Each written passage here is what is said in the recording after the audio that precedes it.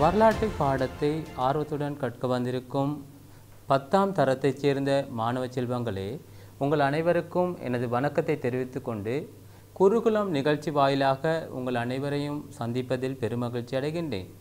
ஆம் மாணவர்களே, நீங்கள் புதிதாக 9ஆம் தரத்திலிருந்து தற்போது 10ஆம் தரத்திற்கு உயர்வடைந்து முதலாக 10ஆம் தரத்தில் வரலாற்று பாடத்தை நீங்கள் கற்க இருக்கின்றீர்கள். ஆம் மாணவர்களே, இந்த வரலாற்று பாடத்தை நீங்கள் எங்களோடு சுமார் 1 மணித்தியால காலமாக இன்று 1ஆம் பாடத்தில் நீங்கள் எங்களோடு இணைந்திருக்கப் போகின்றீர்கள். ஆம் மாணவர்களே, இந்த பாடம் தொடர்பாக சுமார் 1 மணித்தியால காலமாக நீங்கள் எங்களோடு இணைந்திருந்து இந்த பாடம் தொடர்பான பூரணமான தெளிவை பெற்றுக்கொள்வீர்கள் என நாங்கள் எதிர்பார்க்கின்றோம். எனவே மாணவர்களே, இந்த பாடத்தோடு நீங்கள் இணைந்திருக்கும் பொழுது உங்களுக்கு புதிதாக வழங்கப்பட்டிருக்கும் பாடப்புத்தகம், பேனை, குறிப்பு அட்டை என்பவற்றோடு இணைந்திருங்கள். ஆம் மாணவர்களே, எத்தனை பேர் இந்த வரலாறு பாட புத்தகத்தை உங்களுக்கு பாடசாலையில் தந்தவுடனே நீங்கள் திரும்பி பார்த்தீர்கள்? நிறைய மாணவர்கள் இந்த வரலாறு பாடத்தை எடுத்த உடனேயே ஆரம்பத்தில் இருக்கின்ற படங்களை அனைத்தும் நீங்கள் பார்த்திருப்பீர்கள். படங்களை பார்த்திருப்பீர்கள். சிலர் ஆர்வத்துடன் 1வது பாடத்தை வாசித்திருப்பீர்கள். அதில் சில விடயங்கள் ஏற்கனவே தரம் 6லிருந்து 9 வரையிலான வகுப்புகளில் நீங்கள் கற்ற விடயங்களில் ஏதேனும் ஒன்றை மேல்நோக்கி பார்க்கக்கூடியதான விடயமாக இருந்திருக்கும். அந்த வகையில் மாணவர்களே, நாங்கள் இன்று தரம் 10ஆம் தரத்துக்கான 1வது பாட அலகான வரலாற்றை கற்பதற்கான மூலாதாரங்கள் என்ற பாடத்தோடு சுமார் 1 மணித்தியால காலமாக உங்களோடு இணைந்திருக்க போகின்றோம். எனவே மாணவர்களே, இந்த பாடம் திட்டம் தொடர்பாக எங்களுக்கு தேர்ச்சி மட்டம், கற்றற்பேறுகள் போன்ற 3 முக்கியமான விடயங்களின் ஊடாக இந்த பாடத்திட்டத்தோடு நாங்கள் உங்களோடு தொடர்புபட இருக்கின்றோம். ஆம் மாணவர்களே, நாங்கள் முதலாவதாக தேர்ச்சியை நாங்கள் பார்ப்போம். ஆம் மாணவர்களே, தேர்ச்சி வரலாற்றை கட்டியெழுப்புவதற்கு உதவும் மூலாதாரங்களை கற்பதன் மூலம் தர்க்க ரீதியான அறிவை வளர்த்து கொள்வார். ஆம் மாணவர்களே, இந்த வரலாறு பாடம் என்பது உங்களுக்கு தெரியும். அதாவது பண்டைய காலம் தொட்டு மனித நாகரிகம் எவ்வாறு வளர்ச்சியடைந்து வந்தது, அந்த மனித நாகரிகத்தில் மனிதன் சொன்னவைகள் செய்தவைகள் அனைத்தும் வரலாறு என்று நாங்கள் தரம் 6ல் படித்திருக்கின்றோம். இவ்வாறு நாங்கள் தரம் 6லிருந்து கற்று வந்த இந்த வரலாற்று பாடம் தொடர்பான விடயங்களை தர்க்க ரீதியாக ஆராய்ந்து அந்த அறிவை நீங்கள் இந்த பாடத்தினூடாக வளர்த்து கொள்வீர்கள். அடுத்ததாக மாணவர்களே, தேர்ச்சி மட்டம். வரலாற்றை அடிப்படையாக கொண்டு வரலாறு கட்டியெழுப்பப்படும் விதத்தை விளக்குவார். ஆம் மாணவர்களே, வரலாறு பாடத்தை அடிப்படையாக கொண்டு இந்த வரலாற்று பாடத்தில் வெவ்வேறுபட்ட காலப்பகுதிகளுக்குள் நிகழ்ந்த சம்பவங்களையும் வெவ்வேறுபட்ட காலப்பகுதிகளுக்குள் மனிதனது வரலாற்று செயற்பாடுகள் எவ்வாறு வளர்ச்சி அடைந்துள்ளது என்ற விடயத்தையும் நீங்கள் எவ்வாறு வளர்ச்சி அடைந்தது என்பதை பற்றி அறிந்து நீங்கள் விளக்க தெரிந்திருப்பீர்கள். அடுத்ததாக வரலாறு கற்பதன் பெருமானத்தை விளக்குவர். இந்த வரலாறு பாடத்தை கற்பதன் மூலம் நீங்கள் எவ்வாறான பயனை பெறுவீர்கள், இந்த வரலாறு பாடத்தை கற்பதன் மூலம் நாம் அடைந்து கொள்ளும் பயன் என்ன என்பது தொடர்பான விடயங்களை நீங்கள் இதிலிருந்து தேர்ச்சி மட்டமாக நீங்கள் பெற்றுக்கொள்வீர்கள். அடுத்ததாக மாணவர்களே, இறுதியாக கற்றற்பேறுகள். இந்த பாட முடிவின் போது நீங்கள் இந்த பாடத்தில் அடைய வேண்டிய தேர்ச்சிகள் தான் இந்த கற்றற்பேறுகள். மாணவர்களே, சுமார் 1 மணித்தியால காலமாக நீங்கள் எங்களோடு இணைந்திருப்பீர்கள். இந்த பாட முடிவில் நீங்கள் எவ்வாறான விடயங்களை அடைந்து கொள்ளப் போகின்றீர்கள் என்பதே இந்த கற்றற்பேறுகளாகும். அந்த வகையில் மாணவர்களே, இந்த பாட முடிவின் போது மூலாதாரங்களை நீங்கள் இனங்காண்பீர்கள். அடுத்ததாக மூலாதாரங்களை நீங்கள் வகைப்படுத்தி கொள்வீர்கள். மூன்றாவதாக மூலாதாரங்களை கொண்டு வரலாற்றை நீங்கள் விவரிக்கும் திறனை பெற்றுக்கொள்வீர்கள். இறுதியாக வரலாற்றை கற்பதன் முக்கியத்துவத்தை நீங்கள் அறிந்து விளக்குவீர்கள். இந்த வரலாற்றை நாங்கள் ஏன் கற்க வேண்டும் என்ற முக்கியத்துவத்தை அறிந்து நீங்கள் விளக்குவீர்கள். ஆம் மாணவர்களே, தற்போது உங்களுக்கு நான் பாட உள்ளடக்கம் தொடர்பான சில விடயங்களை நான் உங்களுக்கு கூற இருக்கின்றேன். ஆம் மாணவர்களே, நீங்கள் 10ஆம் தரத்துக்கு புதிதாக வந்திருக்கிறீர்கள். உங்களது பாட புத்தகத்தில் பாடங்கள் இவ்வாறு பாட உள்ளடக்கம் காணப்படுகின்றது. 10 பாடங்கள் உங்களுக்கு இந்த 10ஆம் தரத்திற்கு சேர்க்கப்பட்டுள்ளது. எனவே இந்த 10 பாடங்களில் தவணை ரீதியாக அதாவது 3 தவணைகளுக்குமான பாடங்கள் இவ்வாறு நிறங்களை கொண்டு பிரிக்கப்பட்டுள்ளது. இதில் மாணவர்களே, முதலாவது தவணைக்குரிய பாடங்களாக 10.1 வரலாற்றை கற்பதற்கான மூலாதாரங்கள், 10.2 இலங்கையின் குடியேற்றங்கள், 10.3 இலங்கையின் அரசியல் அதிகார வளர்ச்சி ஆகிய 3 பாடங்கள் உங்களது முதலாவது தவணைக்காக ஒதுக்கப்பட்டுள்ளது. எனவே மாணவர்களே, இந்த முதலாவது தவணை காலப்பகுதிக்குள் நீங்கள் இந்த 3 பாடங்கள் தொடர்பான விடயங்களை அறிந்து தெரிந்து வைத்து கொள்ள வேண்டும். அடுத்ததாக மாணவர்களே, இரண்டாவது தவணைக்குரிய பாடங்களை நாங்கள் பார்க்கும் பொழுது 10.4 இலங்கையின் பண்டைய சமூகம், 10.5 இலங்கையின் புராதன விஞ்ஞானமும் தொழில்நுட்பமும், அடுத்ததாக 10.6 வரலாற்று அறிவும் அதன் நடைமுறை பிரதியீடுகளும், 10.7 உலர்வலய பண்டைய நாகரிகங்களின் வீழ்ச்சி ஆகிய 4 பாட அலகுகள் 2ஆம் தவணைக்காக உங்களுக்கு ஒதுக்கப்பட்டுள்ளன. எனவே 2ஆம் தவணை நிறைவு பெறும் பொழுது நீங்கள் இந்த 4 பாட அலகுகள் தொடர்பான விடயங்களையும் நீங்கள் அறிந்து தெரிந்து வைத்திருப்பது மிகவும் அவசியமாகும் மாணவர்களே. 3வது தவணையில் 10.8 கண்டி ராசதானி, 10.9 ஐரோப்பிய மறுமலர்ச்சி, 10.10 இலங்கையும் மேற்குலகும் என்ற 3 பாட அலகுகள் தொடர்பான விடயங்களை நீங்கள் தெரிந்து வைத்திருக்க வேண்டும். எனவே மாணவர்களே, மொத்தமாக 10 பாட அலகுகள் 10ஆம் தரத்திற்கு வந்திருக்கும் உங்களுக்கு 10ஆம் தரத்தின் வரலாறு பாடப்புத்தகத்தில் தரப்பட்டுள்ளது. இந்த 10 பாட அலகுகளில் 3 தவணைக்குமான பாட அலகுகள் தொடர்பான தெளிவை நீங்கள் பெற்றிருப்பீர்கள் என நினைக்கின்றேன். ஆம் மாணவர்களே, நான் இன்னொரு விடயத்தையும் நான் உங்களுக்கு இங்கு குறிப்பிட வேண்டும். அதாவது கல்வி பொதுத்தராதர சாதாரண தர பரீட்சைகளின் போது இந்த வரலாறு பாடத்தில் 10ஆம் தரத்துக்கான இந்த 10 பாட அலகுகளும் அதிமுக்கியத்துவம் வாய்ந்த பாட அலகுகளாக இருக்கின்றன. பரீட்சைகளின் போது அதிகமான ஆதிக்கத்தை கொண்ட பாட அலகுகளாக இருக்கின்றன. எனவே அன்பார்ந்த மாணவர்களே, இந்த 10ஆம் தரத்திற்கு புதிதாக வந்திருக்கும் நீங்கள் இந்த 10ஆம் தரத்தில் உள்ள 10 பாட அலகுகளையும் திறன்பட படித்து அதில் தெளிவை பெற்றிருக்க வேண்டும் என்பது முக்கியமான ஒன்றாகும். ஆம் மாணவர்களே, எனவே இப்பொழுது பாடத்திட்டத்தில் நீங்கள் ஒரு தெளிவை பெற்றிருப்பீர்கள் என நினைக்கின்றேன். நாங்கள் இப்பொழுது பாடத்திற்குள் நுழைவோம். ஆம் மாணவர்களே, எங்களுக்கு வழங்கப்பட்டுள்ள பாடத்தில் முதலாவதாக வரலாற்றை கற்பதற்கான மூலாதாரங்கள் என்ற பாடத்துடன் நாங்கள் உங்களோடு இங்கு தொடர்பு பட்டிருக்கின்றோம். ஆம் மாணவர்களே, வரலாற்று மூலாதாரம் என்றால் என்ன?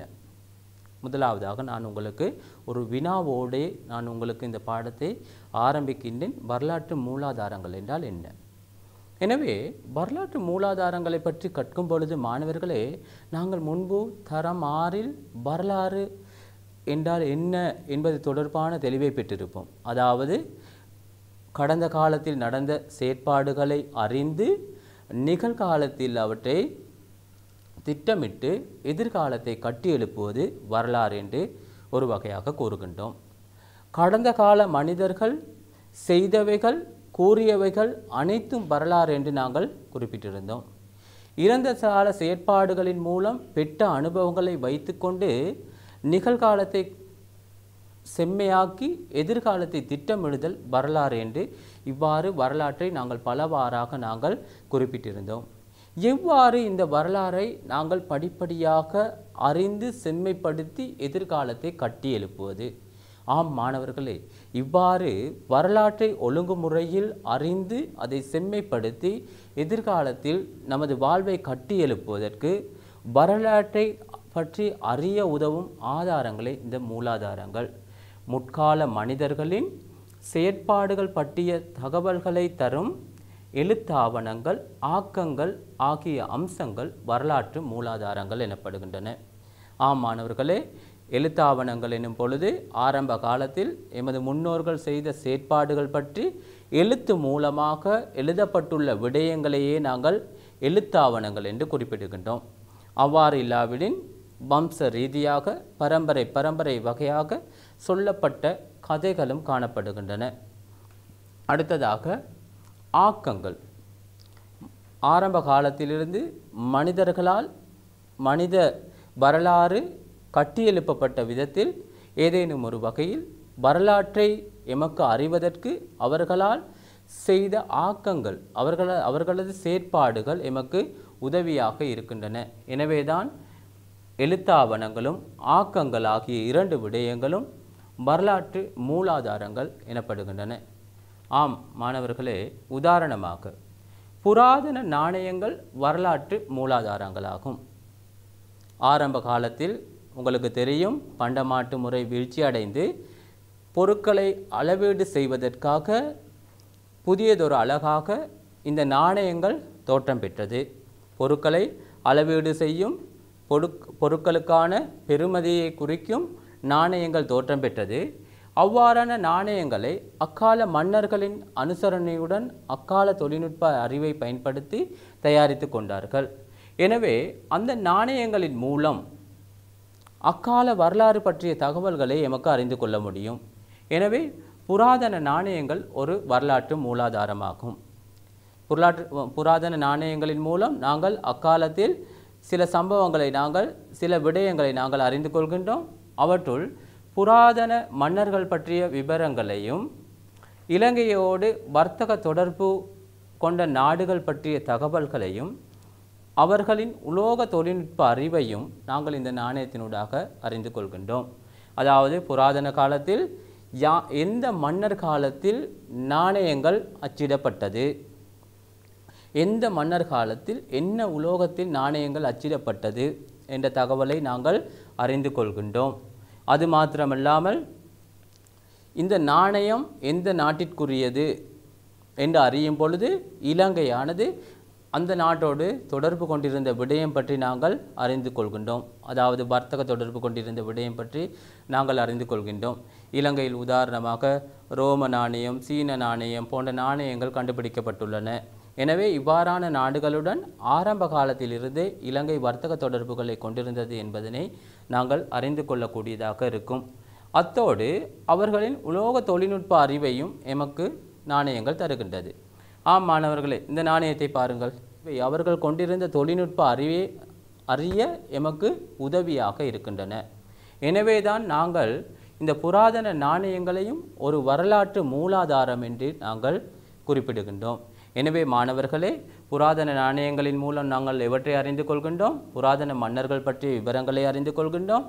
இலங்கையானது வர்த்தக தொடர்புகளை கொண்ட நாடுகள் பற்றிய தகவல்களை அறிந்து கொள்கின்றோம். அத்தோடு இலங்கையில் பயன்படுத்தப்பட்ட உலோக தொழில்நுட்ப அறிவை நாங்கள் இதன் மூலம் அறிந்து கொள்கின்றோம். அடுத்ததாக மூலாதாரங்களின் தகவல்களை தர்க்க ரீதியாக கற்கும்போது அக்கால பகுதிக்கான மனித வாழ்க்கை பற்றிய வரலாறு கட்டியெழுப்பப்படுகின்றது. ஆம் மாணவர்களே, மூலாதாரங்களை தர்க்க ரீதியாக கற்றல். எந்த ஒரு விடயத்தை நாங்கள் கற்கும் பொழுதும் தர்க்க ரீதியான ஒரு சிந்தனை இருக்க வேண்டும். இதற்கு நான் ஒரு உதாரணம் குறிப்பிடுகின்றேன். வரலாற்றுக்கு முற்பட்ட கால மனிதர்கள் வாழ்ந்த கற்குகைகளில் பெரும்பாலான நத்தையோடுகள் கண்டுபிடிக்கப்பட்டுள்ளன. எனவே நத்தையோடுகளை கண்டுபிடித்ததிலிருந்து ஒரு முடிவுக்கு வரலாம். அதாவது வரலாற்றுக்கு முற்பட்ட கால மனிதன் நத்தைகளை உணவாக உட்கொண்டான் என்று. இந்த உணவாக உட்கொண்ட நத்தைகளின் ஓடுகளில் உப்புச்சுவையும் கலந்திருந்ததை மனிதன் கண்டுபிடித்தான். எனவே உப்புச்சுவை கலந்திருந்ததானது வரலாற்றுக்கு முற்பட்ட கால மனிதர்கள் அநேகமாக கடற்கரை ஓரங்களுக்கு நடந்து சென்று உப்பையும் பெற்றிருக்க வேண்டும் என்ற தகவலை எமக்கு உணர்த்துகின்றது.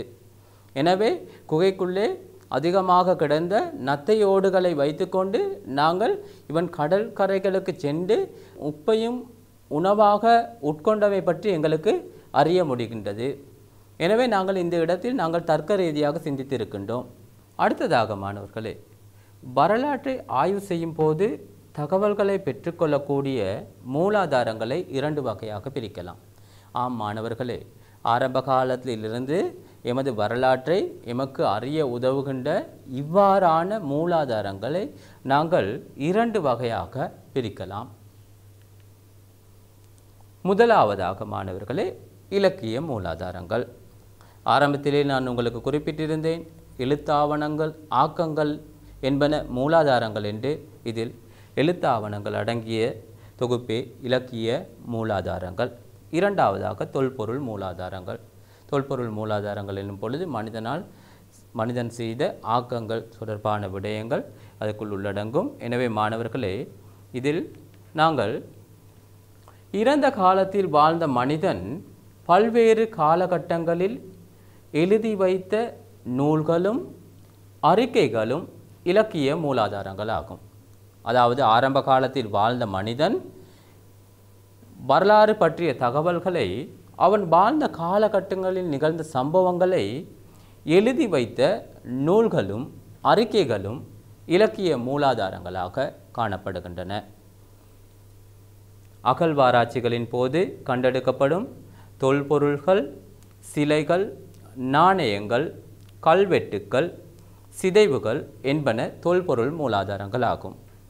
ஆம் மாணவர்களே, அப்பொழுது உங்களுக்கு புரிந்திருக்கும், அதாவது இலக்கிய மூலாதாரத்துக்குள் உள்ளடங்கும் விடயங்கள் என்ன என்பது. இலக்கிய மூலாதாரத்துக்குள் ஆரம்ப காலத்திலிருந்து நடந்த சம்பவங்களை எழுதி வைக்கப்பட்டுள்ள நூல்களும் அறிக்கைகளும் இலக்கிய மூலாதாரத்துக்குள் உள்ளடங்குகின்றன.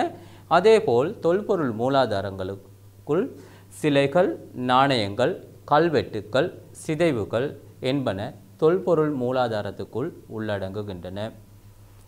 ஆம் அன்பான மாணவர்களே, நாங்கள் இலக்கிய மூலாதாரத்தை நாங்கள் இன்று பார்க்கும் பொழுது இதில், அதாவது தொல்பொருள் மூலாதாரம், இலக்கிய மூலாதாரம் ஆகிய 2 விடயங்களிலும் இன்று இலக்கிய மூலாதாரம் தொடர்பான விடயங்களை நாங்கள் பார்க்க இருக்கின்றோம். ஆம் மாணவர்களே, இலக்கிய மூலாதாரம் தொடர்பான விடயத்தை நாங்கள் இங்கு பார்க்கும் பொழுது உங்களுக்கு இங்கு சில புத்தகங்களை காட்சிப்படுத்தியுள்ளேன். இதில் மகாவம்சம், சூலவம்சம், யாழ்ப்பாண வைபவ மாலை, கோணேசர் கல்வெட்டு போன்ற புத்தகங்கள் உங்களுக்கு காணக்கூடியதாக இருக்கும். இவை எமது இலங்கையின் வரலாற்றில் இடம்பெற்ற பல்வேறுபட்ட சம்பவங்களை தொகுத்து கூறுகின்ற நூல்களாக இவை காணப்படுகின்றன. பல்வேறுபட்ட காலப்பகுதிகளில் எழுந்த பல்வேறு சம்பவங்களை அடிப்படையாக கொண்டே இந்த நூல்கள் உருவாக்கம் பெற்றிருக்கின்றன. இலங்கையின் வரலாற்றை அறியக்கூடிய இலக்கிய மூலாதாரங்களை 2 வகையாக பிரிக்கலாம். நான் உங்களுக்கு சொன்னேன், அதாவது இவ்வாறு இலங்கையின் வரலாற்றை அறியக்கூடிய சில நூல்கள் தொடர்பான படங்களை காட்டியிருந்தேன். இவை இலங்கையின் வரலாற்று தொடர்பான விடயங்களை பல்வேறுபட்ட காலப்பகுதிகளுக்குள் இடம்பெற்ற சம்பவங்களை அடிப்படையாக கொண்டு எழுதப்பட்ட புத்தகங்கள் என்று கூறியிருந்தேன். அவ்வாறு இலங்கையின் வரலாற்றை அறியக்கூடிய இலக்கிய மூலாதாரங்களை 2 வகையாக நாங்கள் பிரிக்கலாம். இதில் முதலாவது உள்நாட்டு இலக்கிய மூலாதாரங்கள். முதலாவதாக உள்நாட்டு இலக்கிய மூலாதாரங்கள், இரண்டாவதாக வெளிநாட்டு இலக்கிய மூலாதாரங்கள். ஆம் மாணவர்களே, உள்நாட்டு இலக்கிய மூலாதாரங்கள். உள்நாட்டு இலக்கிய மூலாதாரங்கள் என்றால் என்ன, வெளிநாட்டு இலக்கிய மூலாதாரங்கள் என்றால் என்ன என்பது தொடர்பான சந்தேகம் உங்களுக்கு வந்திருக்கும். அதாவது உள்நாட்டுக்குள் உள்ளவர்களால் எழுதப்பட்ட நூல்கள் உள்நாட்டு இலக்கிய மூலாதாரங்கள் என்று நாங்கள் குறிப்பிடுகின்றோம். வெளிநாட்டவர்களால் எழுதப்பட்ட இலக்கிய நூல்கள் வெளிநாட்டு மூலாதாரங்கள் என்று நாங்கள் சுருக்கமாக குறிப்பிடுகின்றோம். தற்பொழுது நாங்கள் உள்நாட்டு இலக்கிய மூலாதாரங்கள் தொடர்பான தகவல்களை நாங்கள் இப்போது பார்க்க இருக்கின்றோம். ஆம் மாணவர்களே, இலங்கையர்கள் 2000 வருடங்களுக்கு முன்பிருந்து காலத்துக்கு காலம் இலக்கியங்களை படைத்தனர். எமது இலங்கையர்கள் இலங்கை பற்றிய தகவல்களை சுமார் 2000 வருடத்துக்கு முன்பிருந்தே எழுத தொடங்கி இருந்தனர். இவ்வாறு இலங்கையை சேர்ந்தவர்களால் எழுதப்பட்ட வரலாற்றை அறிய உதவும் கவிதைகளும் உரைநடைகளும் அறிக்கைகளும் நாட்டார் கதைகளும் வம்ச கதைகளும் உள்நாட்டு இலக்கியங்களுக்குள் உள்ளடங்கும். ஆம் மாணவர்களே, இப்பொழுது உங்களுக்கு தெரிந்திருக்கும் உள்நாட்டு இலக்கிய மூலாதாரம் சுமார் எத்தனை வருடகால பழமையானது என்று. உள்நாட்டு இலக்கிய மூலாதாரங்கள் படைக்கப்பட்ட காலப்பகுதி சுமார் எத்தனை வருடங்களுக்கு முன்பிருந்து ஆரம்பமாகியது என்று உங்களுக்கு தெரிந்திருக்கும். அத்தோடு உள்நாட்டவர்கள இலங்கையர்களால் படைக்கப்பட்ட நூல்கள் உள்நாட்டு இலக்கிய மூலாதாரங்கள் என்று நீங்கள் அறிந்திருப்பீர்கள். அவ்வாறு படைக்கப்பட்ட நூல்களுள் உள்நாட்டு இலக்கிய மூலாதாரங்களுக்கு உதாரணங்களை குறிப்பிடும் பொழுது நீங்கள் உள்நாட்டவர்களால் எழுதப்பட்ட கவிதைகளும் உரைநடைகளும் அறிக்கைகளும் நாட்டார் கதைகளையும் வம்ச கதைகளையும் உதாரணங்களாக குறிப்பிட முடியும். ஆம் மாணவர்களே, இவ்வாறு கட்டியெழுப்பப்பட்ட, அதாவது இவ்வாறு ஆரம்ப காலத்திலிருந்து சுமார் 2000 வருட காலத்துக்கு முன்பிருந்தே இலக்கியங்கள் படைக்கப்பட்டன என்று நாங்கள் பார்த்தோம். இவ்வாறு இலங்கை தொடர்பாக எழுதப்பட்ட இலக்கியங்களுள் காலத்தால் பழமையான முதலாவதாக தோன்றிய இலக்கியம் தீபவம்சம். இலங்கை தொடர்பான வரலாற்றை கூறுகின்ற காலத்தால் முதன்மையான பழமையான இலக்கியம் தீபவம்சம். இந்த தீபவம்சம் தொடர்பான ஏதேனும் விடயங்களை நீங்கள் அறிந்து வைத்திருக்கின்றீர்களா பிள்ளைகள்? இதற்கு முன்பதாக தீபவம்சம் தொடர்பான ஏதேனும் விடயங்களை நீங்கள் கேள்விப்பட்டிருக்கின்றீர்களா? ஆம், தரம் 6இல் சில வேளை தீபவம்சம் தொடர்பான விடயங்களை நீங்கள் அறிந்து தெரிந்து வைத்திருப்பீர்கள். தீபவம்சம் தொடர்பான விடயங்களை நீங்கள் அறிந்து தெரிந்து வைத்திருப்பீர்கள். உள்நாட்டு இலக்கியங்களுள் மிக பழமையானது தீபவம்சம் எனப்படும். உள்நாட்டு இலக்கியங்களுள் மிக பழமையானது தீபவம்சம் எனப்படும். இந்த தீபவம்சம் எந்த காலத்தில் படைக்கப்பட்டது? அதாவது கிபி 4ஆம் நூற்றாண்டளவில் இந்த தீபவம்சம் எழுதப்பட்டது. கிபி 4ஆம் நூற்றாண்டளவில் இந்த தீபவம்சம் எழுதப்பட்டது. எனவே இந்த தீபவம்சத்தை யார் எழுதினார்கள் என்பது தொடர்பான தகவல்கள் வரலாற்றில் குறிப்பிடப்படவில்லை. இந்த தீபவம்சத்தை யார் எழுதினார்கள் என்பது தொடர்பான தகவல்களை வரலாற்றில் குறிப்பிடப்படவில்லை. இந்த தீபவம்சத்தில் என்ன விடயம் குறிப்பிடப்பட்டுள்ளது? அடுத்ததாக இந்த தீபவம்சத்தில் என்ன விடயம் குறிப்பிடப்பட்டுள்ளது? அதாவது இந்த தீபவம்சத்தில் புத்த பெருமானின் வருகை தொடக்கம் மகாசேன மன்னனின் ஆட்சி காலம் முடியும் வரையிலான காலப்பகுதி தொடர்பான விடயங்களை இந்த தீபவம்சத்தில் குறிப்பிட்டிருக்கின்றனர். உங்களுக்கு தெரிந்திருக்கும் புத்த பெருமானின் வருகை இலங்கையில் இடம்பெற்ற முக்கியமான சம்பவங்களை நான் நீங்கள் குறிப்பிடுகின்றேன்.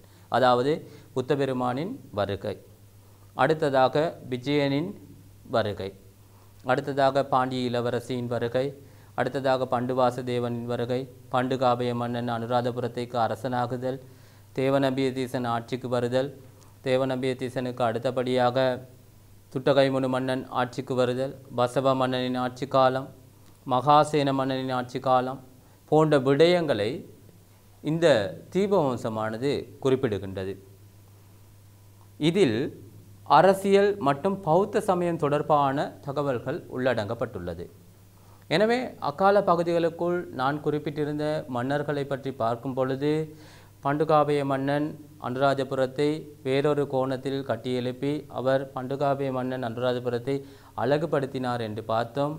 அவருக்கு அடுத்தபடியாக வந்த தேவநம்பியதீசன் பௌத்த சமயத்தை அறிமுகப்படுத்தி பேரெழுச்சி பெற செய்தார் என்று நாங்கள் பார்த்தோம். அடுத்ததாக துட்டகைமுனு மன்னன் காலப்பகுதியிலும் பௌத்த சமயமானது பேரெழுச்சி பெற்றது. அடுத்ததாக வந்த வசப மன்னன் பொருளாதார ரீதியாக நாட்டை கட்டியெழுப்பினார். மகாசேன மன்னனும் பொருளாதார ரீதியாகவும் பௌத்த சமய ரீதியாகவும் அதாவது நாட்டை கட்டியெழுப்பினார் என்று நாங்கள் பார்க்கின்றோம். எனவே அரசியல் மற்றும் பௌத்த சமயம் தொடர்பான தகவல்களை இதில் தருகின்றது என்று நாங்கள் பார்க்கக்கூடியதாக இருக்கின்றது. அடுத்ததாக இந்த தீபவம்சம் இவ்வாறு பல தகவல்களை குறிப்பிட்ட பொழுதும் கூட இந்த தீபவம்சத்தில் சில குறைபாடுகள் காணப்படுகின்றன. பிள்ளைகள், இந்த தீபவம்சத்தில் சில குறைபாடுகள் காணப்படுகின்றன. அதில் முதலாவது குறைபாட்டை நாங்கள் பார்க்கும் பொழுது பல விடயங்களை இந்நூல் குறிப்பிடவில்லை. அதாவது நான் உங்களுக்கு முன்பு குறிப்பிட்டிருந்தேன், அதாவது புத்தபெருமானின் வருகை தொடக்கம் மகாசேன மன்னனின் ஆட்சி காலம் வரைக்குமான அக்காலத்தில் நடைபெற்ற முக்கியமான சம்பவங்களை இங்கு குறிப்பிடுகின்றது என்று. ஆனால் இவ்வாறு பல சம்பவங்களை குறிப்பிடும் பொழுது பல சம்பவங்கள், அதாவது முக்கியமான நிகழ்வுகளுள் சிலவற்றை மாத்திரமே இந்த தீபவம்சத்தில் உள்ளடக்கப்பட்டுள்ளது. சில விடயங்களை குறிப்பிடாமலே இந்த தீபவம்சம் எழுதப்பட்டுள்ளது. இந்நூலில் உள்ள சில விடயங்களும் சுருக்கமாகவே உள்ளது. சில விடயங்கள் பற்றி பார்க்கும் பொழுது சுருக்கமாகவே காணப்படுகின்றது. எனவே எல்லோருக்கும் படித்து விளங்கக்கூடிய அளவுக்கு இந்த தீபவம்சம் காணப்படவில்லை. நன்கு கற்றறிந்த அனைத்து சம்பவங்களிலும் அறியக்கூடிய ஒருவரால் மாத்திரமே இந்த தீபவம்சத்தை ஓரளவு விளங்கி கொள்ளக்கூடியதாக இருந்தது. புதிதாக ஒருவர் சென்று தீபவம்சத்தை கற்கும் பொழுது அங்கு நடைபெற்ற ஒவ்வொரு சம்பவங்களும் ஒவ்வொரு மன்னர்களது ஆட்சி காலத்தில் இடம்பெற்ற முக்கியமான சம்பவங்களுக்கு இடையிலும் கூட தொடர்புகள் இல்லாமலே காணப்பட்டன. எனவே பல விடயங்களை இந்நூலில் குறிப்பிடப்படாமையும் இந்நூலில் உள்ள சில விடயங்கள் சுருக்கமாகவே காணப்பட்டமையின் காரணமாகவும் இந்த தீபவம்சம் கிமு 4ஆம் நூற்றாண்டுக்கு அடுத்தபடியாக, அதாவது உள்ளடக்கக்கூடிய விடயங்களில் தெளிவின்மை காரணமாக இந்த தீபவம்சம் நீங்கப்பட்டு புதிதாக ஒரு நூல் தோற்றம் பெற தொடங்கின்றது. அல்லது புதிதாக ஒரு நூல் தோற்றம் பெறுவதற்கு வேண்டிய தேவை இருந்தது. இதன் குறைபாடுகளை நீக்கும் வகையில் புதிதாக ஒரு நூலை தோற்றுவிக்க வேண்டிய தேவை அக்காலத்தவர்களுக்கு இருந்தது. எனவே தீபவம்சத்தில் உள்ள குறைபாடுகளை நீக்கும் வகையில் மகாவம்சம் எழுதப்பட்டது. தீபவம்சத்தில் உள்ள குறைபாடுகளை நீக்கும் வகையிலேயே இந்த மகாவம்சம் எழுதப்பட்டுள்ளது. இந்த மகாவம்சம் சில பாகங்களாக பிரிக்கப்பட்டுள்ளது. இந்த மகாவம்சம் சில பாகங்களாக பிரிக்கப்பட்டுள்ளது. மகாவம்சத்தின் முற்பகுதியும் மகாவம்சத்தின் பிற்பகுதி என சில பாகங்களாக இதில் பிரிக்கப்பட்டுள்ளது. இதன் முதலாவது பாகத்தை மகாநாம தேரர் என்பவர் எழுதினார். இந்த மகாவம்சத்தின் முதலாவது பாகத்தை மகாநாம தேரர் என்பவர் எழுதினார். இவர் அனுராதபுரத்தைச் சேர்ந்த திக்சந்த செனவிய பிரிவினா என்ற கல்வி நிலையத்தில் இருந்தே இந்த மகாவம்சத்தை எழுதியதாக வரலாற்றில் குறிப்பிடப்படுகின்றது. ஆம் மாணவர்களே, இவ்வாறான குறிப்புகள் வரும்பொழுது நீங்கள் உங்களது குறிப்பு அட்டையில் அவற்றை குறித்து வைத்து கொள்ள வேண்டும். அதாவது இவர் அனுராதபுரத்தை சேர்ந்த திக்சந்த செனவிய பிரிவினா என்ற பௌத்த நிலையத்தில் இருந்து கொண்டு மகாவம்சம் என்ற நூலை எழுதினார். ஆம் மாணவர்களே, இந்த மகாவம்சத்தின் இரண்டாம் பாகம் சூலவம்சம் என்று அழைக்கப்படுகின்றது. நான் உங்களுக்கு முன்பே குறிப்பிட்டிருந்தேன், மகாவம்சம் பல பாகங்களாக பிரிக்கப்பட்டது என்று. இந்த மகாவம்சத்தின் முதலாவது பாகத்தை மகாநாம தேரர் எழுதினார். மகாவம்சத்தின் இரண்டாம் பாகம் சூலவம்சம் என்று அழைக்கப்படுகின்றது. ஆம் மாணவர்களே, இந்த மகாவம்சத்தில் என்ன தகவல்கள் உள்ளடங்கி இருக்கின்றன? நாங்கள் ஏற்கனவே பார்த்தோம், தீபவம்சத்தில் அதாவது புத்தபெருமானின் வருகை முதற்கொண்டு மகாசேன மன்னனின் ஆட்சி காலம் வரையிலான தகவல்கள் உள்ளடங்கப்பட்டிருந்தன என்று நாங்கள் பார்த்தோம். அதே போலவே இந்த மகாவம்சத்திலும் புத்தபெருமானின் இலங்கை வருகை முதல் மகாசேனனின் ஆட்சி காலம் முடியும் வரையிலாக உள்ள காலப்பகுதியில் உள்ள சம்பவங்கள் விவரிக்கப்பட்டுள்ளது. எனவே தீபவம்சத்திலும் மகாவம்சத்திலும் ஒரே விடயங்களே உள்ளடக்கப்பட்டிருக்கின்றன என்று நீங்கள் யோசிக்கலாம். தீபவம்சத்திலும் மகாவம்சத்திலும் ஒரே விடயங்களே உள்ளடக்கப்பட்டிருக்கின்றன என்று நீங்கள் யோசிக்கலாம். ஏன் மகாவம்சம் தோற்றம் பெற்றது? மகாவம்சம் அவ்வாறு தோற்றம் பெற்றதற்கான காரணம் என்ன?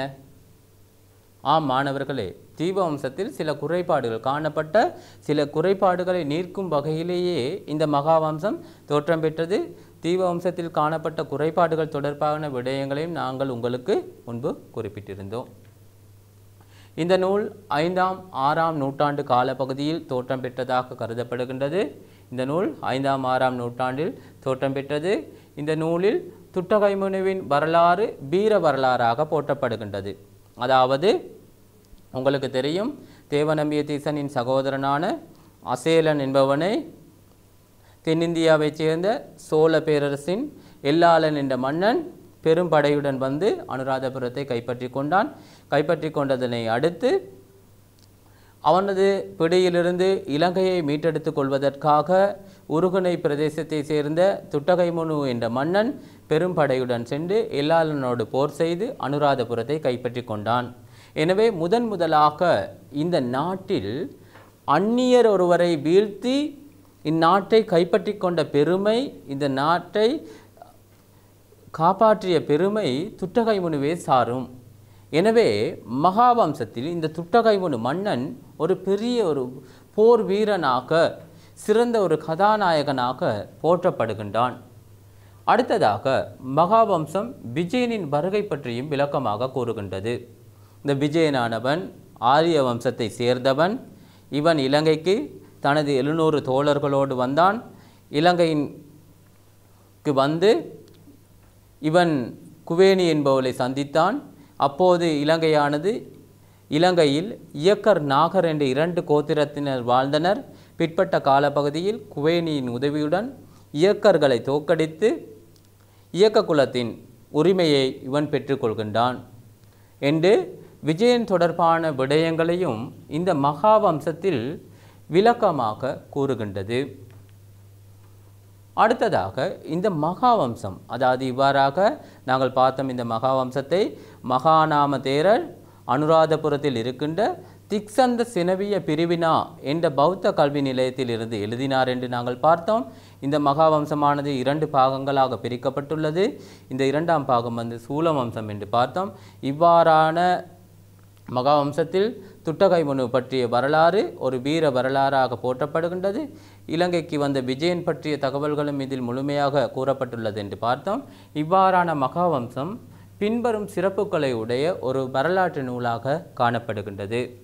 தீபவம்சத்தை போலல்லாமல் மகாவம்சத்தில் வரலாற்று நிகழ்வுகள் விரிவாக எழுதப்பட்டுள்ளன. அதாவது புத்த பெருமானின் வருகை தொடக்கம் மகாசேன மன்னனின் ஆட்சி காலம் வரையிலான வரலாற்றை தொடர்ச்சியாக இந்த மகாவம்சம் கூறுகின்றது. தீபவம்சத்தில் அவ்வாறு காணப்படவில்லை. தீபவம்சத்தில் அதாவது ஒரு மன்னர்களுக்கு இடையிலான ஆட்சி காலம் தெளிவாக அதில் குறிப்பிடப்பட்டிருக்கவில்லை. மன்னர்கள் காலப்பகுதியில் இடம்பெற்ற முக்கியமான சம்பவங்களை சரியாக விவரிக்கவில்லை.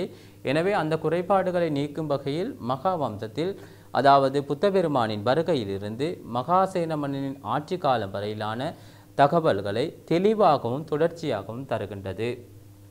மகாவம்சத்தின் இலங்கை வரலாறு தொடர்ச்சியாக எழுதப்பட்டுள்ளது. இதன் 2வது சிறப்பம்சமாகும். அடுத்ததாக இலங்கையின் வரலாறு ஒரு நூலில் உள்ளடக்கப்பட்டுள்ளது. அடுத்து முக்கியமான அம்சம், இந்த இலங்கையின் வரலாறு மகாவம்சம் என்ற ஒரு நூலில் மாத்திரம் உள்ளடக்கப்பட்டிருக்கின்றமை. அதாவது இவ்வாறு ஒரு நாட்டின் வரலாறு ஒரு நூலில் உள்ளடக்கப்பட்டிருக்கின்ற விடயமானது சில நாடுகளில் மாத்திரமே காணப்படுகின்றது. எனவே இது இலங்கையின் 2500 வருடகால வரலாற்றை இந்த மகாவம்ச நூல் எமக்கு குறிப்பிடுகின்றது. இவ்வாறு நாங்கள் பார்க்கும் பொழுது உலகில் தொடர்ச்சியான வரலாற்றை 2 நூல்களை கூறுகின்றன. ஒன்று சீன இலக்கிய மூலாதார நூல், அடுத்ததாக மகாவம்சம். எனவே மாணவர்களே, இதை பற்றி பார்க்கும் பொழுது நாங்கள் உண்மையிலே பெருமை அடைய வேண்டும். சுமார் 2500 வருடகால பழமையான வரலாற்றை இந்த மகாவம்சம் கொண்டிருக்கின்றது என்று பார்க்கும் பொழுது, ஆரம்ப காலத்தில் இதை எழுதியவர்கள், அதாவது இதை எழுதிய மகாநாம தேரர் எவ்வாறான ஆற்றல் படைத்தவராக இருந்திருப்பார். அடுத்ததாக இந்நூலில் உள்ள தகவல்கள் கல்வெட்டுக்கள் மூலமும் ஏனைய தொல்பொருள் மூலாதாரங்கள் மூலமும் உறுதிப்படுத்தப்பட்டுள்ளன. நான் உங்களுக்கு முன்பே குறிப்பிட்டிருந்தேன், அதாவது வரலாற்றை தர்க்க ரீதியாக நாங்கள் கற்க வேண்டும் என்று. ஆம் மாணவர்களே, நாங்கள் மகாவம்சத்தில் உள்ள சில விடயங்களை வாசித்து அறிந்து அதனை எவ்வாறு உறுதி செய்து கொள்வது, மகாவம்சத்தில் கூறப்பட்டுள்ள விடயங்களை எவ்வாறு நாங்கள் சரியென ஏற்றுக்கொள்வது. ஆம் மாணவர்களே, மகாவம்சத்தில் கூறப்பட்டுள்ள விடயங்கள் தொடர்பான ஆதாரங்கள் எங்களுக்கு கிடைக்கப்பட்டுள்ளன. அதாவது ஆரம்ப காலத்தில் புத்த பெருமானின் வருகையிலிருந்து மகாசேன மன்னனின் ஆட்சி காலம் தொடர்பான காலப்பகுதி இது குறிப்பிடப்பட்டுள்ளது என்று நாங்கள் பார்த்தோம். கல்வெட்டுக்கள் மூலமும் ஏனைய தொல்பொருள் ஆதாரங்கள் மூலமும் மகாவம்சத்தில் கூறப்பட்டுள்ள விடயங்கள் அதனை உறுதிப்படுத்துகின்றன. உதாரணமாக, மகாவம்சம் ரோம், சீனா முதலிய பல நாடுகளுடன் இலங்கை வர்த்தக உறவை கொண்டிருந்தது என்று கூறுகின்றது. இந்த மகாவம்ச கூறுகின்ற ஒரு விடயம், அதாவது ரோம், சீனா முதலிய பல நாடுகளுடன் இலங்கை வர்த்தக உறவை கொண்டிருந்தது என்று கூறுகின்றது. அதற்கான ஆதாரங்களாக இலங்கையில் ரோம நாணயங்களும் சீன நாணயங்களும் கண்டுபிடிக்கப்பட்டுள்ளன. எனவே மகாவம்சம் கூறிய விடயம் இங்கு உண்மை என தெற்று தெளிவாக எமக்கு ஏற்றுக்கொள்ளக்கூடியதாக இருக்கின்றது. அடுத்ததாக பிள்ளைகள், தீபவம்சமும் மகாவம்சமும் எழுதப்படுவதற்கு முன்பு எழுந்த நூல்கள். அதாவது இந்த தீபவம்சம் 4ஆம் நூற்றாண்டு அளவில் எழுதப்பட்டது, மகாவம்சம் 5ஆம் 6ஆம் நூற்றாண்டு அளவில் எழுதப்பட்டது. எனவே இவை எழுதுவதற்கு தூண்டுதலாக இருந்தவை, இவை எழுதுவதற்கு ஆதாரமாக இருந்தவை. ஏதோ ஒரு வகையில் இந்த தீபவம்சமும் மகாவம்சமும் எழுதுவதற்கு சில விடயங்கள் தேவைப்பட்டிருக்கும். இவ்வாறான விடயங்களை ஆரம்ப காலத்தில் எவ்வாறு பெற்றுக்கொண்டார்கள்? ஆம் மாணவர்களே, இந்த தீபவம்சமும் மகாவம்சமும் எழுதுவதற்கு முன்பதாக இலங்கையில் சிஹல அட்டகத்தா, உத்தர விகார அட்டகத்தா, வினய அட்டகத்தாக்கள் என்று இந்த 3 அட்டகத்தாக்கள் காணப்பட்டன. சிஹல அட்டகத்தா, வினய அட்டகத்தா, உத்தர விகார அட்டகத்தா என்று 3 அட்டகத்தாக்கள் காணப்பட்டன. இந்த 3 அட்டகத்தாக்களில் உள்ள சம்பவங்களை அடிப்படையாக கொண்டே தீபவம்சம் எழுதப்பட்டது.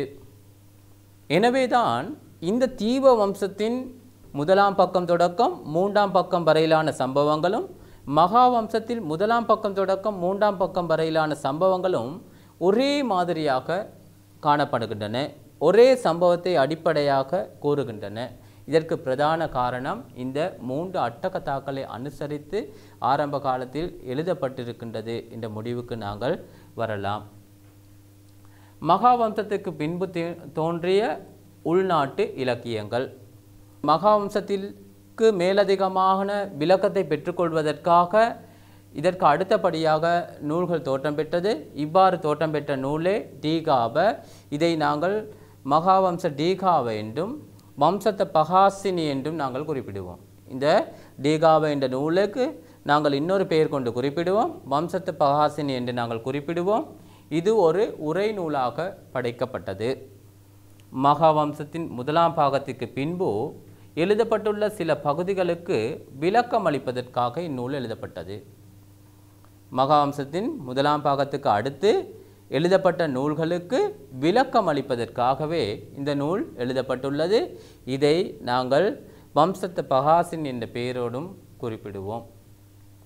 அடுத்ததாக மாணவர்களே, போதிவம்சம். அடுத்ததாக எழுத உள்நாட்டு இலக்கியம் போதிவம்சம். இது ஜெயஸ்ரீ மகாபோதி பிக்குகளின் வரலாற்றை கூறுகின்றது. அடுத்ததாக ராசரட்டை வரலாறை கூறும் இலக்கியங்கள் போதிவம்சம், தூபவம்சம், தாதுவம்சம், பூஜாவலிய, சத்தர்ம லங்கார போன்ற நூல்களும் ராசரட்டை வரலாற்றை கூறுகின்றன. ஆம் மாணவர்களே, ராசரட்டை வரலாறு என்றால் என்ன? அதாவது அனுராதபுரமானது சுமார் 1500 வருட காலம் இலங்கையில் தலைநகராக இருந்தது. அனுராதபுரத்தின் முதல் மன்னன் பண்டுகாபய மன்னன், அனுராதபுரத்தின் இறுதி மன்னன் 5ஆம் மகிந்தன். அதேபோல் பொலனறுவையானது சுமார் 150 ஆண்டுகால ராசதானியாக திகழ்ந்தது. பொலனறுவையின் முதல் மன்னன் மகா விஜயபாகு, இறுதி மன்னன் பராக்கிரம பாண்டியன். எனவே பொலனறுவையும் அனுராதபுரமும் உலர வலயத்தில் தோன்றிய முதல் 2 ராசதானிகளாகும். எனவே இந்த ராசதானிகள் சுமார் 1650 வருடங்கள் இலங்கையில் தலைநகராக நிலைத்திருந்தன. எனவே இந்த தலைநகரங்கள் கலிங்க மாகாண் என்ற கலிங்க தேச ஆட்சியாளனின் வருகை காரணமாக வீழ்ச்சியடைந்தது. அத்தோடு இலங்கையின் ராசரட்டை நாகரிகம் வீழ்ச்சியடைந்தது. எனவே ராசரட்டை நாகரிகத்துக்குள் அனுராதபுர காலமும் புலனறுவை காலமும் சுமார் 1650 வருட காலம் ராசதானியாக திகழ்ந்ததை நாங்கள் அறியக்கூடியதாக உள்ளது. அடுத்ததாக மாணவர்களே, நிக்காய சங்கிரய ராஜாவலிய. அடுத்ததாக தோற்றம் பெற்ற உள்நாட்டு இலக்கியங்கள் நிக்காய சங்கிரய ராஜாவலிய. நிக்காய சங்கிரய பௌத்த சமய வரலாற்றை கூறுகின்றது. அதேபோல் ராஜாவலிய அரசியல் தகவல்களை கூறுகின்றது. இவ்விரு நூல்களும் கம்பளை முதல் கோட்டை காலம் வரையிலான வரலாறுகளை கற்க உதவுகின்றது. ஆம் மாணவர்களே, கம்பளை முதல் கோட்டை காலம் வரையிலான வரலாற்றை கற்க உதவும் நூல்களாக நிக்காய சங்கிரய ராஜாவலிய போன்ற நூல்கள் காணப்படுகின்றன. இதில் நிக்காய சங்கிரய என்ற நூல் கம்பளை முதல் கோட்டை காலம் வரையிலான பௌத்த சமய வரலாற்றை கற்பதற்கும், ராஜாவலிய என்ற நூல் கம்பளை முதல் கோட்டை காலம் வரையிலான அரசியல் சேவைகளை அரசியல் தகவல்களை கற்பதற்கும் எமக்கு உதவுகின்றன. அடுத்ததாக கோட்டை கண்டி ராசதானிகள் பற்றிய இலக்கியங்கள். கோட்டை முதல் கண்டி ராசதானி வரை இடம்பெற்ற வரலாற்று நிகழ்வுகளை அறிய உதவும் நூல்களாக தூதுகாவியம், புகழ்காவியம், போர்க்காவியம் என்பன அமைகின்றன.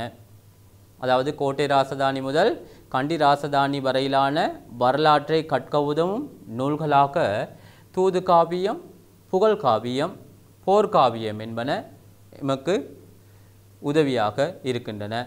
இந்த ராசதானிகள் தொடர்பான தகவல்களை நீங்கள் தரம் 7லும் தரம் 8லும் நீங்கள் படித்திருப்பீர்கள். அதாவது அனுராதபுரம், புலனறுவை, அனுராதபுரத்தை தரம் 6ல் நீங்கள் கற்றிருப்பீர்கள். புலனறுவை தொடக்கம், அதாவது கோட்டை ராசதானி வரையிலாக தரம் 7ல் நீங்கள் கட்டியிருப்பீர்கள். கண்டி ராசதானி தொடர்பாக தரம் 8ல் கட்டியிருப்பீர்கள். எனவே அந்த விடயங்கள் உங்களுக்கு சில வேளை இப்பொழுது ஞாபகத்துக்கு வரும். ஆம் மாணவர்களே, இம்மூன்று வகை இலக்கியங்களும் பல நூல்கள் தோற்றம் பெற்றன. உங்களுக்கு நான் சொன்னேன், அதாவது ஆரம்பத்தில் கோட்டை முதல் கண்டி வரையிலான வரலாற்றை அறிய உதவுவதற்கு எங்களுக்கு 3 வகையான நூல்கள் தோற்றம் பெற்றது. அதாவது தூது காவியம், புகழ்காவியம், போர்க்காவியம். இந்த தூது காவியத்தில் மயூர சந்தேசிய, திசர சந்தேசிய, செலலிகினி சந்தேசிய போன்ற நூல்கள் உள்ளடங்குகின்றன. ஆம் மாணவர்களே, இவ்வாறான குறிப்புகளை குறித்து வைத்துக் கொள்ள வேண்டும். அதாவது தூது காவியத்தில் மயூர சந்தேசிய, திசர சந்தேசிய, செலலிகினி சந்தேசிய போன்ற நூல்கள் உள்ளடங்குகின்றன. புகழ்காவியத்தில் பெரகும்பா சிரித்த என்ற நூல் உள்ளடங்குகின்றது. அது மாத்திரமல்லாமல் போர்க்காவியத்தில் சீதாவாக்கு சட்டன, இங்கிரி சட்டன, கொன்ஸ்தாந்தேனு சட்டன போன்ற நூல்கள் உள்ளடங்குகின்றன. அடுத்ததாக மாணவர்களே, எனவே நாங்கள் இலக்கிய மூலாதாரம் தொடர்பான விடயங்களை நாங்கள் இப்பொழுது உங்களோடு கலந்துரையாடி கொண்டிருக்கின்றோம். இந்த இலக்கிய மூலாதாரங்களுள் நாங்கள் உள்நாட்டு இலக்கிய மூலாதாரங்கள் தொடர்பான விடயங்களை நாங்கள் பார்த்திருந்தோம். எனவே இலக்கிய மூலாதாரங்கள் பயன்படுத்தும் பொழுது இந்த விடயங்களில் நாங்கள் கவனம் செலுத்த வேண்டும். இலக்கிய மூலாதாரங்களை நாங்கள் பயன்படுத்தும் பொழுது நாங்கள் கவனம் செலுத்த வேண்டிய விடயங்கள் என்ன? அந்த நூல் எழுதப்பட்ட காலத்தை முதலாவது நாங்கள் அறிந்து கொள்ள வேண்டும். அந்த நூல் எழுதப்பட்ட காலத்தை நாங்கள் முதலாவதாக அறிந்து கொள்ள வேண்டும். அடுத்ததாக அந்த நூலை எழுதிய ஆசிரியர் யார் என்பதை நாங்கள் அறிந்து கொள்ள வேண்டும். அடுத்ததாக அந்த நூல் ஆசிரியரின் நோக்கம் என்ன என்பதை நாங்கள் அறிந்து கொள்ள வேண்டும். அடுத்ததாக நூலுக்கான தகவல் திரட்டப்பட்ட விதத்தை நாங்கள் அறிந்து கொள்ள வேண்டும். ஆம் மாணவர்களே, நான் இதற்கு ஒரு உதாரணமாக மகாவம்சம் என்ற நூலை நான் இங்கு குறிப்பிடுகின்றேன். எனவே நூல் எழுதப்பட்ட காலம் 5ஆம் 6ஆம் நூற்றாண்டு. நூல் ஆசிரியர் மகாநாம தேரர். நூல் ஆசிரியரின் நோக்கம் என்ன? அக்காலத்தில் பௌத்த சமயத்தையும் அரசியல் பற்றிய தகவல்களையும் குறிப்பிடுவது. அதாவது புத்த பெருமானின் வருகை தொடக்கம் மகாசேன மன்னனின் ஆட்சி காலம் வரையுமாக உள்ள பௌத்த சமய தகவல்களையும் அரசியல் தகவல்களையும் பற்றி குறிப்பிடுவதே இதன் நோக்கம். இந்த நூலுக்கான தகவல்கள் எவ்வாறு திரட்டப்பட்டது? அட்டகதாக்கள், சிஹல அட்டகதா, வினய அட்டகதா, உத்தரவிகார அட்டகதா, அதற்கு பிற்பட்ட காலப்பகுதியில் எழுதப்பட்ட தீப வம்சம் ஆகியவற்றின் மூலம் இருந்து தகவல்களை இந்த மகாவம்சம் என்ற நூலுக்காக மகாநாம தேரர் திரட்டியுள்ளார். எனவே மாணவர்களே, ஒரு இலக்கிய மூலாதாரம் தொடர்பாக நாங்கள் அறிந்து அதனை பயன்படுத்தும் பொழுது இவ்வாறான விடயங்களில் நாங்கள் கவனம் செலுத்த வேண்டும். அடுத்ததாக மாணவர்களே, வெளிநாட்டு இலக்கியங்கள். இலங்கையர்களால் எழுதப்பட்ட நூல்கள் தவிர இந்த நாட்டை பற்றி அக்கறை செலுத்திய வெளிநாட்டவர்களால் அவர்கள் எழுதிய நூல்களில் இலங்கை பற்றிய தகவல்களை குறிப்பிட்டுள்ளனர். இவ்வாறான நூல்கள் வெளிநாட்டு இலக்கிய மூலாதாரங்கள் என்று குறிப்பிடுகின்றோம். அதாவது இலங்கையர்களால் எழுதப்பட்ட நூல்களை நாங்கள் உள்நாட்டு இலக்கிய மூலாதாரங்கள் என்று குறிப்பிட்டோம். அதாவது இலங்கையர்களால் எழுதப்பட்ட நூல்களை தவிர இலங்கை மீது அக்கறை கொண்டவர்களால், அதாவது இலங்கையிலிருந்து வெளியில் வசிக்கின்றவர்கள், இலங்கைக்கு அப்பால் இருக்கின்ற நாடுகளை சேர்ந்தவர்கள் எமது நாடு பற்றிய தகவல்களை இலக்கியங்களாக படைத்திருப்பார்களாயின் அதுதான் வெளிநாட்டு இலக்கிய மூலாதாரங்கள் என்று நாங்கள் குறிப்பிடுகின்றோம். இதில் மாணவர்களே 2 விடயங்களை நாங்கள் நோக்க வேண்டும். அதாவது இவ்வாறு வெளிநாட்டில் இருந்து இலங்கை மீதான இலக்கியங்களை எழுதியவர்களை நாங்கள் 2 கண்ணோட்டத்தை பார்க்கலாம். ஒன்று, இலங்கைக்கு வந்து நேரடியாக அனுபவங்களை பெற்று அதன் மூலம் இலங்கை பற்றிய இலக்கியங்களை படைத்தவர்கள். இன்னொரு பிரிவினர் இலங்கைக்கு வருகை தராமல் இலங்கைக்கு வருகை தந்தவர்களிடமிருந்து கேட்டு பெற்றுக்கொண்ட தகவல்களை தனது அனுபவமாக கொண்டு அதன் மூலம் நூல்களை படைத்தவர்கள். ஒன்று, இலங்கைக்கு வருகை தந்து நேரடியாக அனுபவங்களை பெற்று அதன் மூலம் நூல்களை படைத்தவர்கள் ஒரு சாரார். அடுத்ததாக இலங்கைக்கு வருகை தராமல் இலங்கைக்கு வருகை தந்தவர்களிடமிருந்து தகவல்களை பெற்றுக்கொண்டு அதன் மூலம் இலங்கை பற்றிய குறிப்புகளை இலக்கியங்களாக படைத்தவர்கள். இதில் நாங்கள் இலங்கைக்கு வருகை தந்து நேரடி அனுபவங்களை பெற்று நூல்களை எழுதியுள்ள எழுத்தாளர்கள் பற்றி பார்க்கும் பொழுது சீன இலக்கியம், பாகியான் தேரரின் தேச சஞ்சார அறிக்கை. பாகியான் தேரரின் தேச சஞ்சார அறிக்கை சீன இலக்கியம். இவர் இலங்கைக்கு நேரடியாக வருகை தந்து இலங்கை பற்றிய தகவல்களை சீன இலக்கியத்தினூடாக வெளிக்கொணர்ந்துள்ளார். அடுத்ததாக அரபு இலக்கியம், இபன் பதூதாவின் தேச சஞ்சார அறிக்கை. உங்களுக்கு தெரியும், இபன் பதூதா அதாவது கம்பளை ராசதானி காலப்பகுதியில் 4ஆம் பூனேகபாகு காலப்பகுதியில் இலங்கைக்கு வருகை தந்தார். எனவே இவர் தனது அரபு இலக்கியத்தில் இலங்கை தொடர்பான தகவல்களை உள்ளடக்கி இருக்கின்றார். அடுத்ததாக போர்த்துகேய இலக்கியம், ரிபெய்ரோவின் இலங்கை வரலாறு போர்த்துகேய இலக்கியத்தில் இலங்கை தொடர்பான தகவல்களை தருகின்றது. அடுத்ததாக ஒல்லாந்து இலக்கியம், பிலிப் போல்டியஸின் இலங்கை வரலாறு இலங்கை தொடர்பான தகவல்களை தருகின்றது. இது ஒல்லாந்து இலக்கியத்திற்கு உதாரணமாகும். அடுத்ததாக ராபர்ட் நாக்ஸின் அன்றைய இலங்கை என்ற ஆங்கில இலக்கியமும் இலங்கை தொடர்பான தகவல்களை தருகின்றது. ராபர்ட் நாக்ஸ் நேரடியாக இலங்கைக்கு வந்து இலங்கை தொடர்பாக அப்பொழுது காணப்பட்ட அரசியல், பொருளாதார, கலாச்சார அம்சங்கள் எவ்வாறு இருந்தது என்று தனது அன்றைய இலங்கை என்ற நூலின் மூலமாக ஒரு ஆங்கில இலக்கியத்தை படைத்திருக்கின்றார். அடுத்ததாக மாணவர்களே, இலங்கைக்கு வருகை தராது இலங்கைக்கு வருகை தந்தவர்களிடம் கேட்டறிந்து நூல்களை எழுதியுள்ள எழுத்தாளர்களும் அவர்களது நூல்களும். மாணவர்களே, நான் உங்களுக்கு அதில் மூலாதார வகைகளும் அதற்கான உதாரணங்களை தந்திருக்கின்றேன். மாணவர்களே, கிரேக்க மூலாதாரங்கள். கிரேக்க மூலாதாரங்களை நாங்கள் பார்க்கும் பொழுது அரிஸ்டோட்டிலின் டிமுண்டோ, மெகசனிஸின் இண்டிகா, ஓனெசி கிறிஸ்டஸின் அறிக்கை போன்றவற்றை நாங்கள் கிரேக்க மூலாதாரங்களாக குறிப்பிடலாம். இலங்கை பற்றிய வரலாற்றை கூறும் கிரேக்க மூலாதாரங்களுக்கு உங்களுக்கு உதாரணம் கேட்கும் பொழுது இவ்வாறான உதாரணங்களை நீங்கள் குறிப்பிட முடியும். அடுத்ததாக ரோம மூலாதாரங்கள், பிலினியின் நேச்சுரலிஸ்ட் ஸ்டோரியா என்ற நூல், தொலமியின் பூகோள சாஸ்திர பிரவேசம், தொலமியின் இலங்கை படம் என்பன ரோம மூலாதாரங்களாக காணப்படுகின்றன.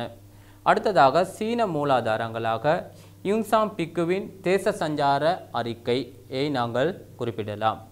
அடுத்ததாக போர்த்துகேய மூலாதாரங்களாக அருட்தந்தை பர்னாவோ அவர்களின் இலங்கை பற்றிய அறிக்கை தொடர்பான விடயங்களை நாங்கள் குறிப்பிடலாம். ஆம் மாணவர்களே, இவர்கள் அனைவரும் இலங்கைக்கு வருகை தந்தவர்களிடம் தகவல்களை பெற்றறிந்து அதன் மூலம் இலக்கியத்தை படைத்தவர்கள். ஆம் மாணவர்களே, தொலமி அதாவது பூகோள சாஸ்திர பிரவேசம் என்ற நூலை எழுதியவர், முதலாக உலகப்படத்தை வரைந்தவர், அந்த உலகப்படத்தில் இலங்கையை தப்புரப்பேன் என பெயர் குறிப்பிட்டவர் இவர்தான் தொலமி. இவர் வரைந்த உலகப்படம் இதோ காட்சிப்படுத்தப்பட்டுள்ளது. ஆம் மாணவர்களே, அடுத்ததாக இலக்கிய மூலாதாரங்களின் பயன்கள். எனவே நாங்கள் இலக்கிய மூலாதாரங்களை 2 வகையாக பிரித்தோம். உள்நாட்டு இலக்கிய மூலாதாரம், வெளிநாட்டு இலக்கிய மூலாதாரம். வெளிநாட்டு இலக்கிய மூலாதாரங்கள் நாங்கள் 2 வகையாக பிரித்து நோக்கினோம். இவ்வாறான இலக்கிய மூலாதாரங்களை பயன்படுத்தும் பொழுது நாங்கள் கவனத்தில் கொள்ள வேண்டிய விடயங்களை நாங்கள் பார்த்தோம். எனவே இலக்கிய மூலாதாரங்களின் பயன்களை நாங்கள் இப்பொழுது பார்க்க இருக்கின்றோம். இந்த இலக்கிய மூலாதாரங்களை கற்பதனால் எவ்வாறான பயன்கள் ஏற்பட இருக்கின்றது. அதாவது வரலாற்று காலங்களை ஒழுங்குமுறைப்படுத்த முடியும். எனவே வரலாற்று காலத்தை ஒழுங்குமுறைப்படுத்த முடியும் என்று ஆரம்பத்தில் நான் உங்களுக்கு குறிப்பிட்டிருந்தேன். தீபவம்சம், மகாவம்சம் போன்ற நூல்களில் மகாவம்சமானது அதாவது வரலாற்று காலத்தை ஒழுங்குமுறைப்படுத்தி சீராக எமக்கு தருகின்றது. புத்தபெருமானின் வருகை தொடக்கம் மகாசேன மன்னனின் ஆட்சி காலம் வரையிலான தகவல்களை தெளிவாகவும் விரிவாகவும் எமக்கு குறிப்பிடுகின்றது. எனவே இவ்வாறான தகவல்களை கால ஒழுங்குமுறைப்படி நாங்கள் அறிந்து கொள்ள முடியும். அடுத்ததாக ஒரு நாட்டின் வெளிநாட்டு உறவுகள் பற்றி அறிந்து கொள்வதற்கு எமக்கு இவை உதவியாக இருக்கின்றது.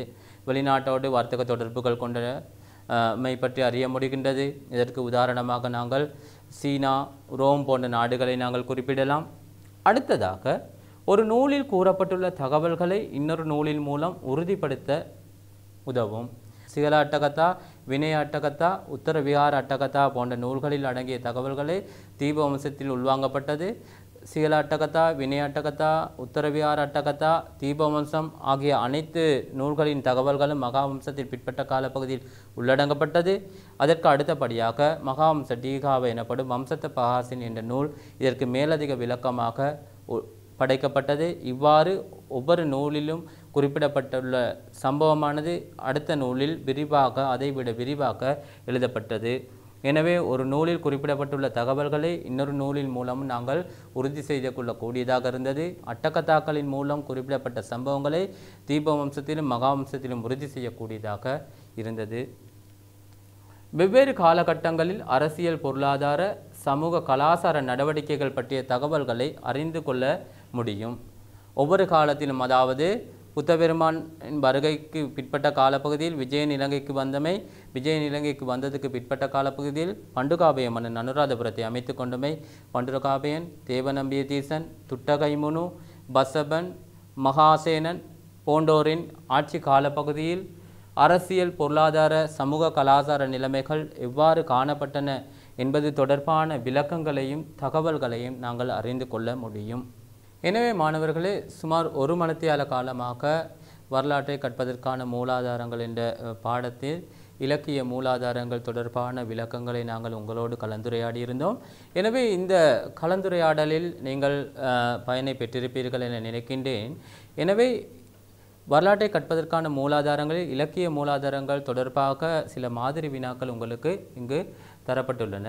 ஆம், தீபவம்சமும் மகாவம்சமும் எழுதப்படுவதற்கு முன்பு எழுந்த நூல்கள் 3 தருக, மகாவம்சத்தின் சிறப்புக்கள் 2 தருக, மகாவம்சத்திற்கு பின்பு தோன்றிய உள்நாட்டு இலக்கியங்கள் 2 விளக்குக, இலக்கிய மூலாதாரங்களால் ஏற்படும் நன்மைகள் 4 தந்து அவற்றுள் 2 விளக்குக என்று உங்களுக்கு மாதிரி வினாக்கள் தரப்பட்டுள்ளன. எனவே இந்த மாதிரி வினாக்களுக்கு விடையளிக்கக்கூடிய தகுதியை நீங்கள் பெற்றிருப்பீர்கள் என நான் நினைக்கின்றேன்.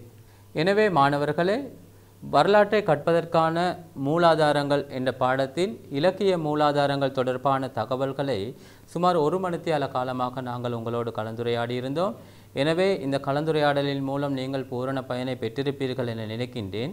எனவே மாணவர்களே, இதுபோல மேலும் பல காணொளிகளை நீங்கள் பார்க்க விரும்பினால் தேசிய கல்வி நிர்வாகத்தின் சேனல் NIE யூடியூப் இணையதளத்துக்கு சென்று உங்களது காணொளிகளை நீங்கள் பார்க்க முடியும். எனவே அன்பார்ந்த மாணவர்களே, இதுபோல மற்றுமொரு நிகழ்ச்சியில் சந்திக்கும் வரை விடைபெறுகின்றேன். நன்றி, வணக்கம்.